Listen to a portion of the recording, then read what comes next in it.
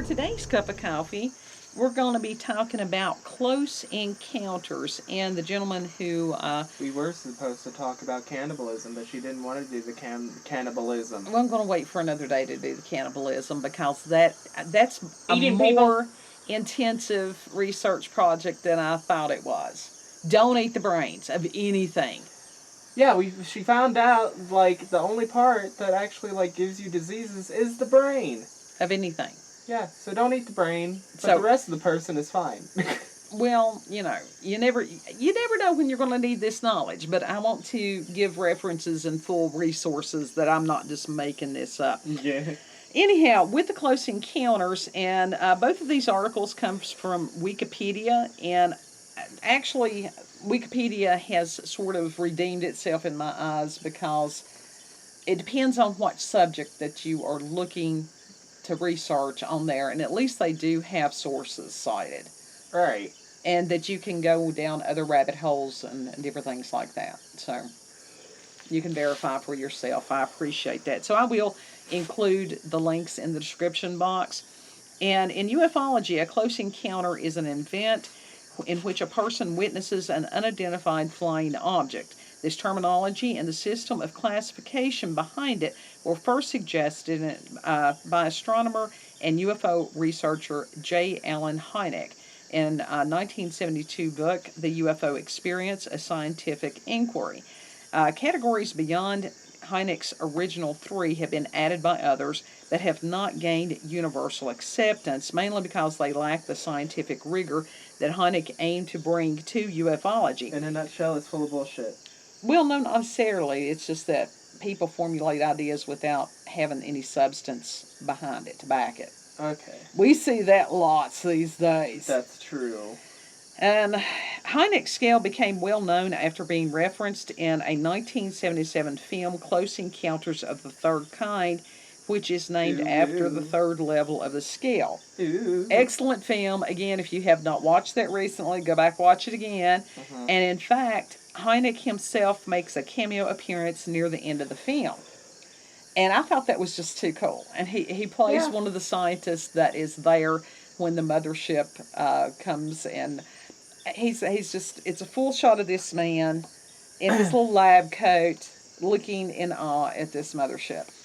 So I thought it was phenomenal that they included him in that. In his six-fold classification for UFO sightings, and they're arranged according to increasing proximity, you have nocturnal lights, which of course are lights in the night sky. You have daylight discs, which are UFOs seen in the daytime, generally having discoidal or oval shapes. Discoidal? Yes. Discoidal? D-I-S-C-O-I-D-A-L. Discoidal. Discoidal. Discoidal. I don't get... Disquirtle. Don't. Good God. Squirtle. He's starting it. Oh, God, he's starting Squirtle. it. Then you have radar visual. These are UFO reports that have radar confirmation. These supposedly try to offer harder evidence that the objects are real, although radar propagation can be occasionally discredited due to atmospheric propagation anomalies. They detecting bats out there. with Possibly. those radars. They would have to be massive bats for it to show up on a radar. Then you have close encounters of the first kind. These are visual sightings of an unidentified flying object seemingly less than 500 feet, 150 meters away, that show an appreciable angular extension and considerable detail. Then you have close encounters of a second kind, and this is a UFO event in which a physical effect is alleged. This can be interference in the functioning of a vehicle or electronic device, animals reacting, a physiological effect such as paralysis or heat and discomfort in the witness, or some physical trance like impressions on the ground. Physical trace, not trance, my bad. Like impressions on the ground. I'm like, that does not sound right. What just came out of my face? What? Also, scorched. What is my face saying? Scorched earth or otherwise affected vegetation or a chemical trace. Now, I'm wondering if the crop circles that very well could fall in the classification of close encounters of the second kind. It could be. And then we have close encounters of the third kind, and the UFO encounters in which an animated entity is present. These include humanoids, robots, and humans who seem to be occupants or pilots of a UFO. And then you have the Blocher subtypes, and UFO researcher Ted Blocher, if I am mispronouncing that name, I am so sorry. Bloecher. He's bloated and belching. Blocher. Oh my God. Bloated Belcher. Proposed 6 subtypes for the close encounters of the third kind in Hynek's scale. Oh. This is what he does to me. This is what he does to me, folks. Okay, you've got A, aboard, an entity is observed only inside the UFO. B, both, an entity is observed inside and outside the UFO. C, close, an entity is observed near to a UFO but not going in or out. D, direct, an entity is observed. No UFOs are seen by the observer, but UFO activity has been reported in the area at the same time. E, excluded, an entity is observed, but no UFOs are seen, and no UFO activity has been reported in the area at that time. And then you have frequency. No entity or UFOs are observed, but the subject experiences some sort of intelligent communication. I may have fallen into that F category. Maybe. Because, you could say that God is an alien. Yeah, you could. So, yeah. Anyhow, then you have the extensions of Hynek's scale, which is close encounters of the fourth kind, and that is a UFO event in which a human is abducted by a UFO or its occupants. This type was not included in Hynek's original close encounter scale. And in Hynek, erstwhile associate Jacques Vallée, we have heard about him quite frequently lately, argued in the Journal of Scientific Exploration that the fourth kind should refer to cases when witnesses experienced a transformation of their sense of reality, so as to also include non-abduction cases where absurd, hallucinatory, or dreamlike events are associated with UFO encounters. And I don't know if that would fall into as far as people, well, it says non-abduction, so not exactly sure if any of the visual things that we've had. I don't know. I don't know that either. Then close encounters of the fifth kind is a UFO event claiming direct communication between aliens and humans. So those are your different types of close encounters. And then J. Allen Hynek was a highly interesting human being. American astronomer, professor, and ufologist. And he's perhaps best remembered for his UFO research, and he acted as a scientific advisor to UFO studies undertaken by the U.S. Air Force under 3 projects. Project Sign from 1947 to 1949. Well, I've heard of that one. Project Grudge, 1949 to 1951. The Grudge? Is that like the Grudge Girl from Japan? I don't know. And then Project Blue Book, which is what most people have heard of. Yeah, you and Dad you mentioned that to Dad briefly, didn't you? Sure, that was from 1952 to 1969. See, I was aware of Project Blue Book, but I wasn't aware of the 2 projects prior to.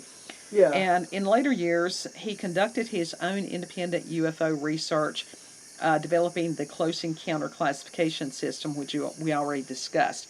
He was among the first people to conduct scientific analysis of reports, and especially of trace evidence purportedly left by UFOs. So he took this seriously. Yeah. Obviously he did, or else he wouldn't be like a renowned... this man had a PhD in astrophysics. Ooh, so yeah, he's intelligent. He was a very intelligent man. And, even as far as during World War II, he was a civilian scientist at Johns Hopkins Applied Physics Laboratory. Just awesome stuff. And when the government first got him to work with them, he was a skeptic. And in response to numerous reports of flying saucers, the United States Air Force established Project Sign in 1948 to examine sightings of unidentified flying objects.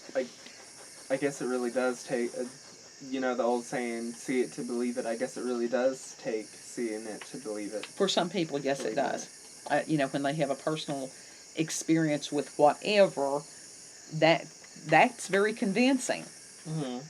Hynek was contacted to act as a scientific consultant to Project Sign. He studied UFO reports and decided whether the phenomenon described therein suggested known astronomical objects.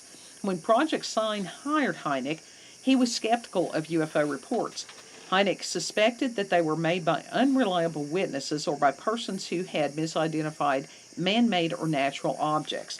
In 1948, Hynek said that, quote, the whole subject seems utterly ridiculous, end quote, and described it as a fad that would soon pass. In his 1977 book, Hynek said that he enjoyed his role as a debunker for the Air Force. He also said that debunking was what the Air Force expected of him. Uh-huh. So I found that highly intriguing.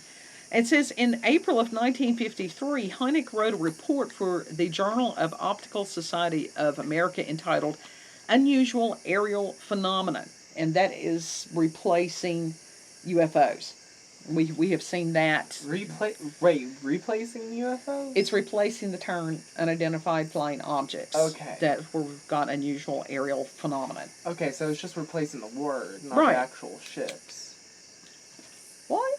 Yeah. You know, Okay. how, like, the government, like, is obviously in cahoots with the aliens, and who knows, maybe they are also building UFOs. Oh, yeah, as far as the reverse engineering, they've been doing that for generations. Anyhow, with this unusual aerial phenomenon in the book, which contained one of his best-known statements, quote, ridicule is not part of the scientific method, and people should not be taught that it is.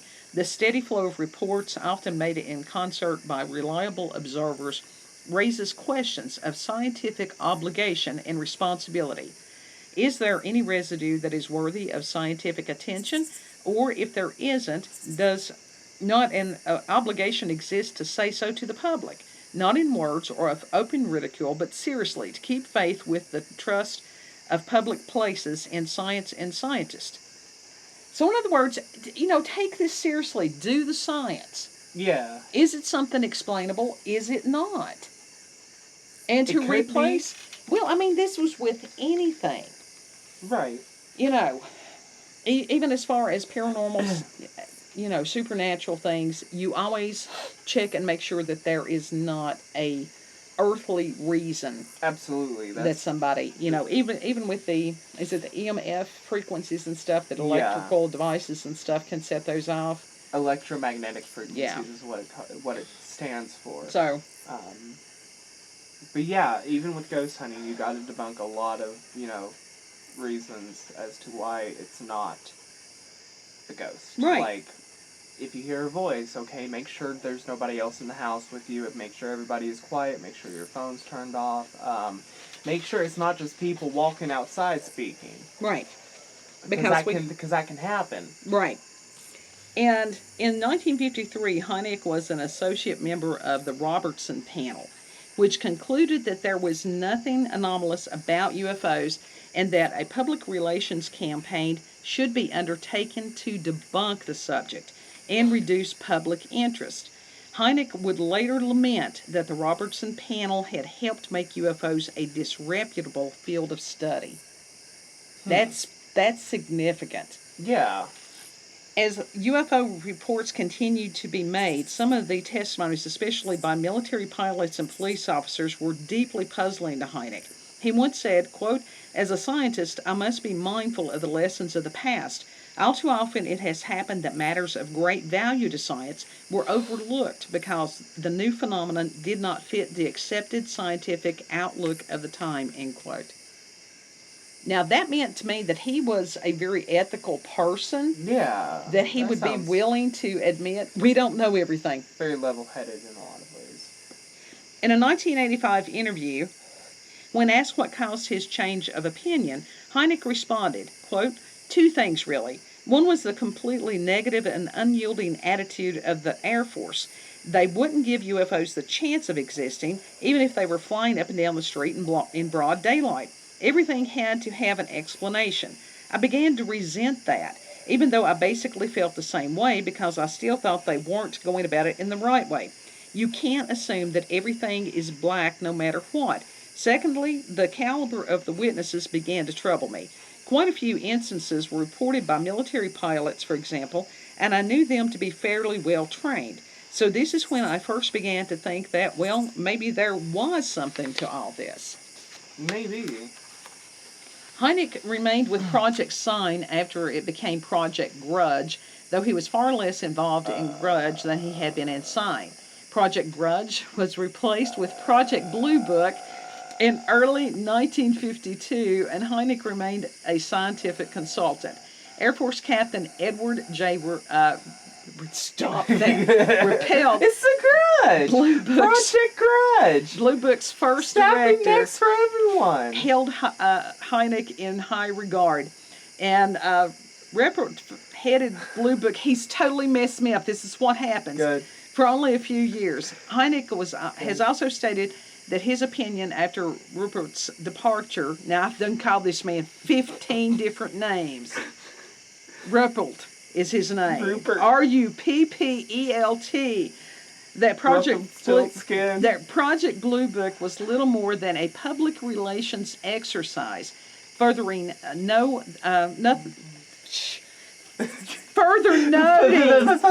that little or no research was undertaken using scientific methods. You are not contributing. Run away. You are a distraction. Hynek began occasionally disagreeing publicly with the conclusions of Blue Book. By the early 1960s, after about a decade and a half of study, Clark writes that Hynek's apparent turnaround on the UFO question was an open secret, and that Hynek spoke more openly about his turnaround only after Blue Book was formally dissolved. Formally. Oh, it's something. We just don't know what the current name is. If you do know the current name, put it in the comments. Yeah. Some other ufologists thought that Hynek was being disingenuous about his turnaround. I don't think so. I don't think so either. It was during the late stages of Blue Book in the 1960s that Hynek began speaking openly about his disagreements and disappointments with the Air Force.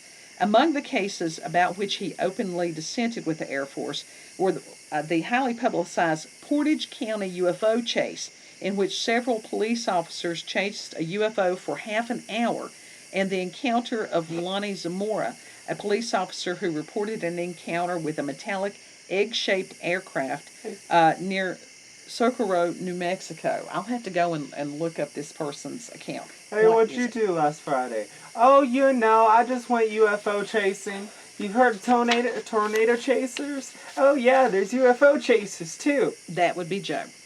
Hi, Joe. In his reply dated October the 7th, 1968, to a request for scientific recommendations regarding Project Blue Book from Colonel Raymond Sleeper, a commander of the USAF Foreign Technology Division, Hynek noted that Blue Book suffered from numerous procedural problems and a lack of resources, which rendered its efforts, quote, totally inadequate, end quote.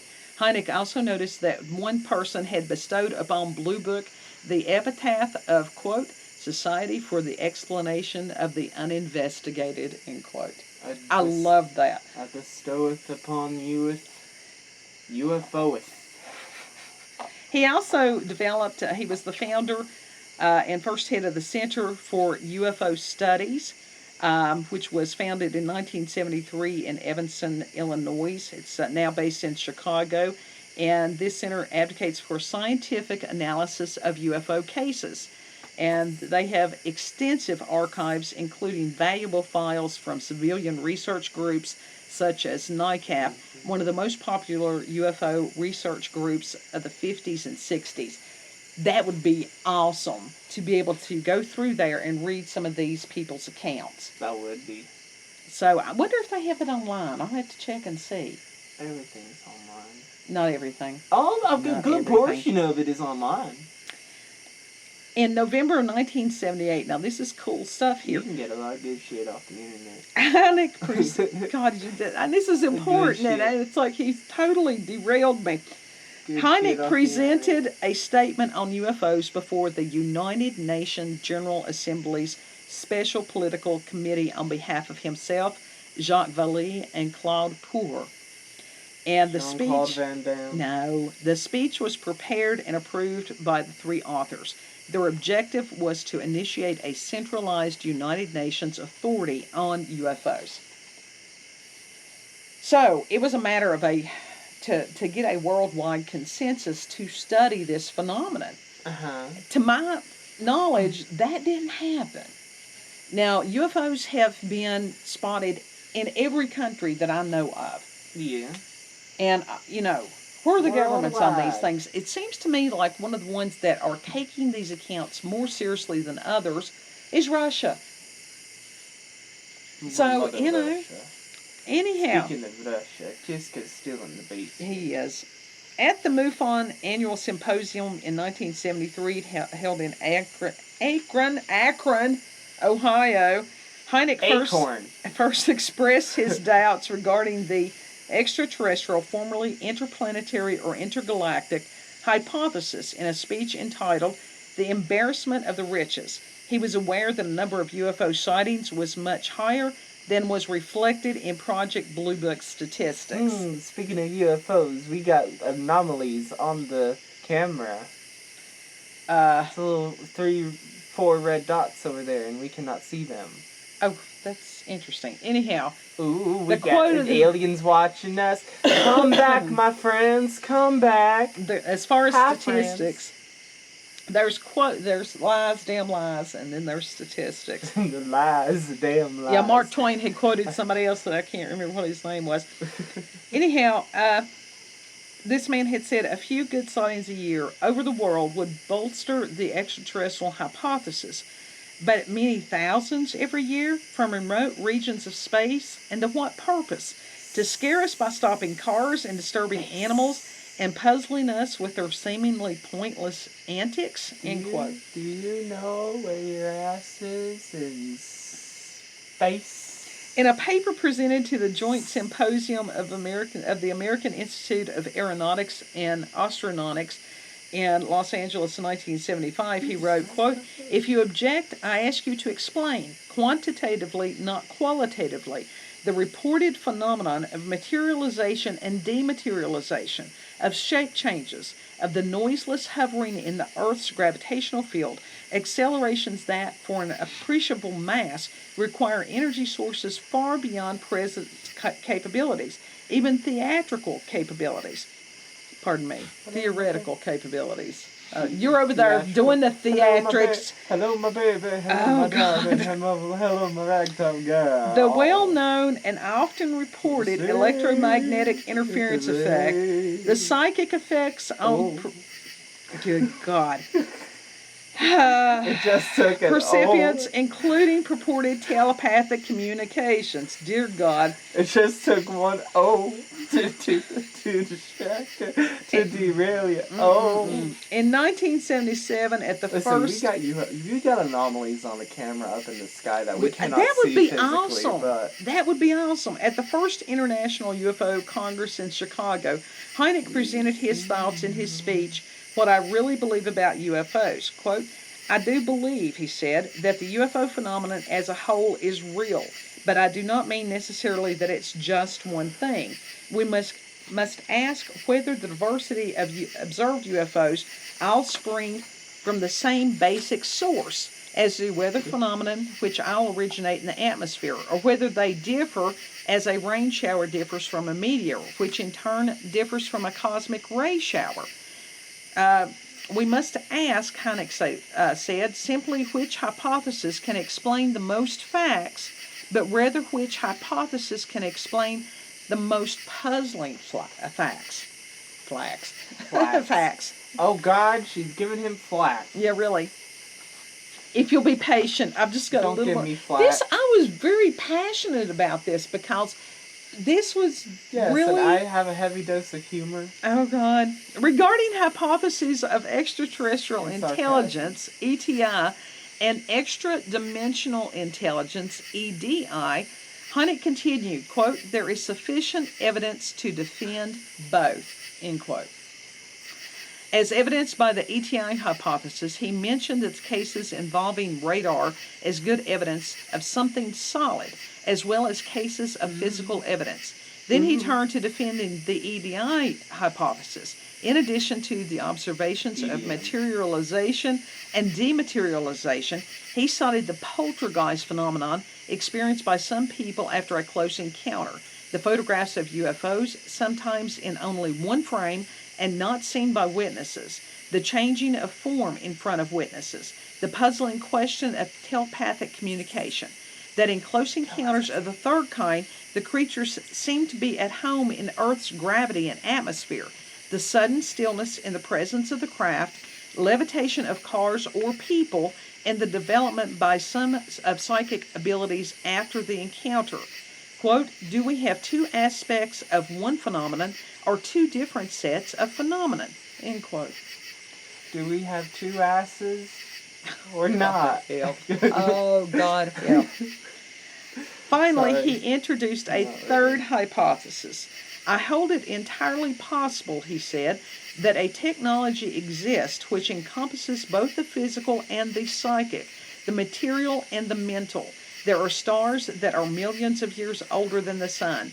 There may be a civilization that is millions of years more advanced than man's.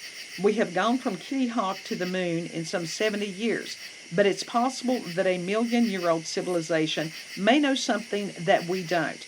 I hypothesize an M&M technology encompassing the mental and material realms. M&M? The psychic realms, Chocolate shell? so mysterious to us today, may be an ordinary part of an advanced technology. They're just throwing M&Ms up in the sky and something- photographing them and saying that it's UFO. No. M&M.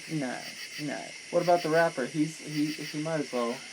Maybe. He's white chocolate. And Dr. Hynek, he passed away April 27th of 1986.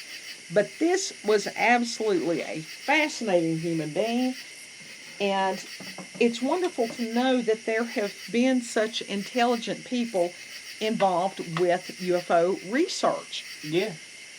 And so a lot of these people, and I'm sure that there are researchers that are of the similar vein that Hynek was today, that are taking these things seriously.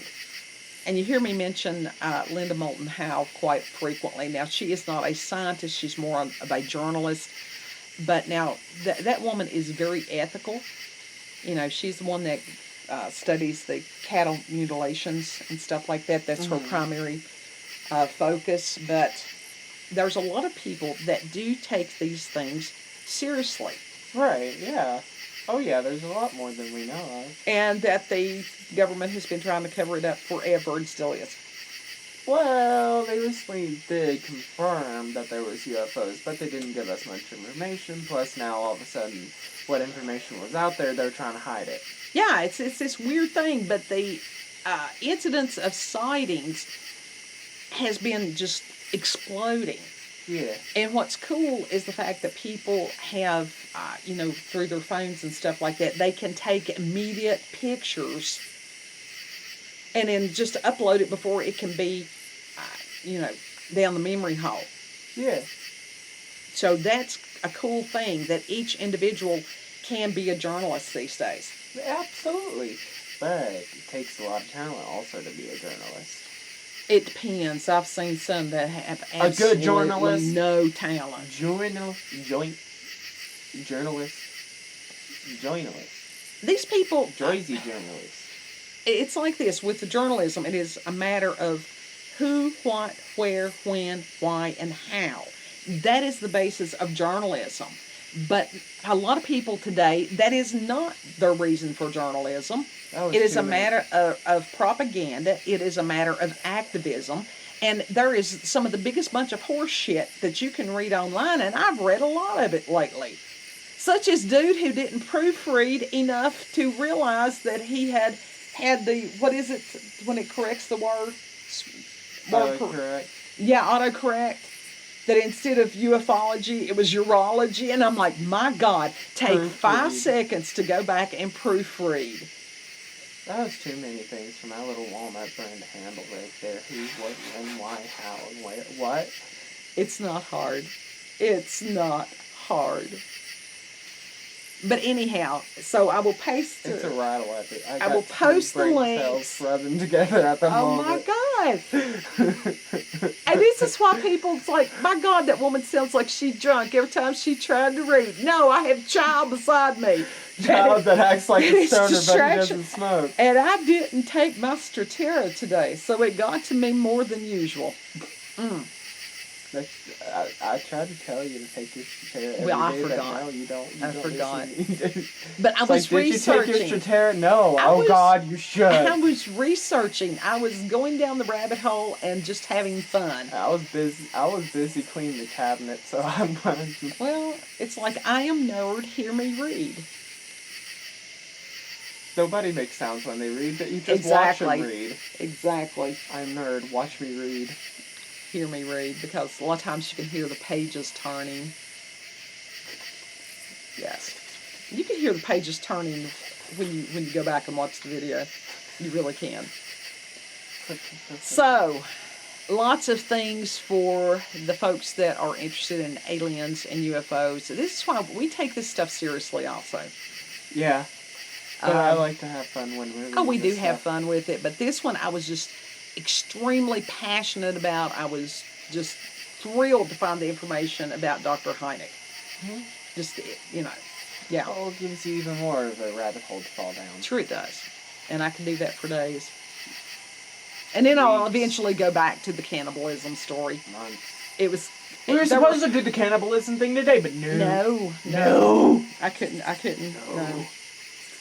So anyhow, if you all have had experiences with the supernatural or paranormal, if you've had encounters with UFOs or aliens, Cannibalism.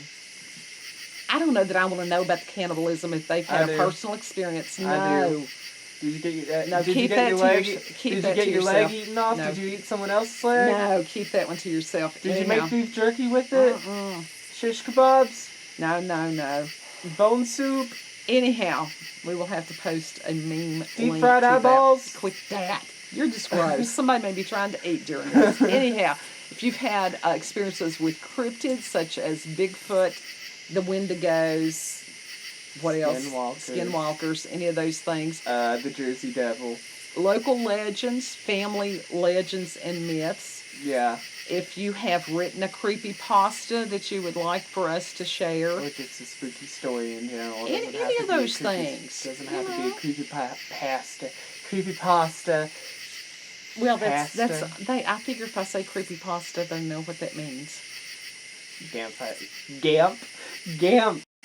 Campfire ghost story.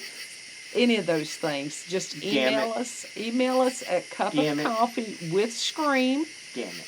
Now, on any of these things, and it does say in the description box that we reserve the right to edit, and also include your permission to make a video of these things. There's some things that people will send that they don't want a video. They just want to share something with somebody that understands, and that's perfectly fine too. Absolutely. So, because we don't want anyone to feel alone in their experience, because we do understand. Yeah. Yeah. So you all have an absolutely wonderful day. They're still there. I don't know what that is. We'll have to see if it's there when we edit. But he's right. There are these interesting red spots, which may be dust on the lens. We don't know. Let me zoom in to see. Oh my God, they move. Where'd they go? Oh, that's freaky. Where'd they go? Oh, where'd they go? Where'd No, they go? We'll have to see if it's there in editing. We've had other weirdness that has happened. Oh shit. Oh shit.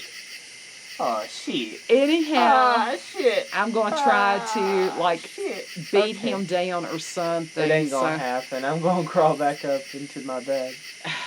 Oh, God. Anyhow, you all have a beautiful, blessed day. And, yeah, go down rabbit holes. Shit. Bye. Don't go down too far. Don't be Alice.